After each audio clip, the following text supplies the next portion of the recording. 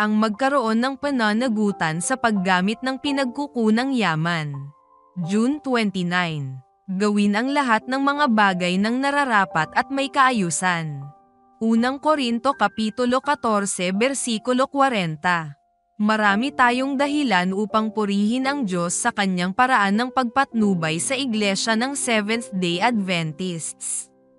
Ang paraan ng pagpapahayag ng katotohanan, ang tulong na inalok ng iglesia sa lipunan, at ang mga buhay na nailigtas para sa kaharian ng Diyos, ay ilan lamang sa mga aspeto upang sumigaw tayo, purihin ang Panginoon.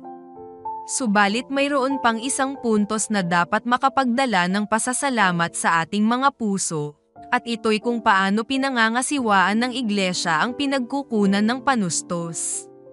Nabibilang tayo sa isang denominasyong may kagalang-galang na pagkontrol ng pananalapi. Sumusunod ang iglesia sa mahigpit na sistemang may kinalaman sa pananalapi, pagtutuos ng kwenta at pagbabudget, na kumokontrol sa bawat sentimong pinanggagalingan upang magamit ang salapi sa pangangaral ng Ebanghelyo. Regular na gumagawa ang iglesyang institusyon ng mga pananalaping pahayag na maaaring makita o malaman ng lupon ng pamunuan ang malinaw at tapat na paggamit ng panustos o yamang pinagkukunan.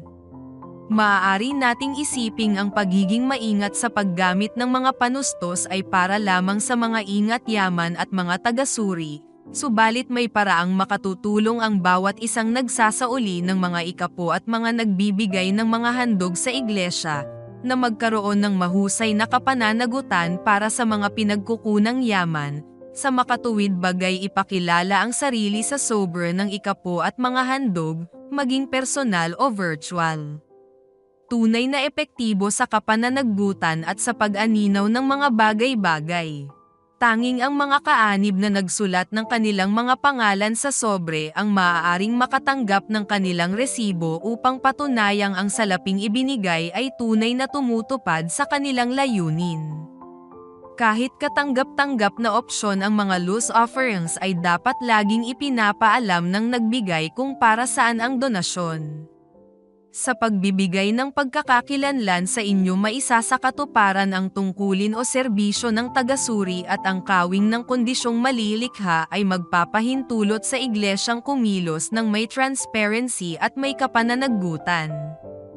Ang wika ni Ellen G. White, ang panukala ng Diyos sa sistema ng pag-iikapo ay maganda sa kanyang kapayakan at pagkakapantay-pantay. Maaaring panghawakan ito ng lahat na may pananampalataya at katatagan ng loob sapagkat ang Diyos ang pinagmulan nito. Pinagsama rito ang kapayakan at kapakinabangan, at hindi ito nangangailangan ng malalim na kaalaman upang maunawaan at maisakatuparan. Maaaring madaman ng lahat ang pagkakaroon ng bahagi sa pagpapasulong ng mahalagang gawain ng pagliligtas. Councils on Stewardship, Pahina 73. Panawagan. Ang transparency at kaseryosohan sa paggamit ng pinagkukunan yaman ng iglesia ay nakatutulong na maisulong ang mahalagang gawain ng pagliligtas. Iyan ang magandang dahilan upang ipakilala ninyo ang inyong sarili sa pagbabalik ng ikapo at mga handog.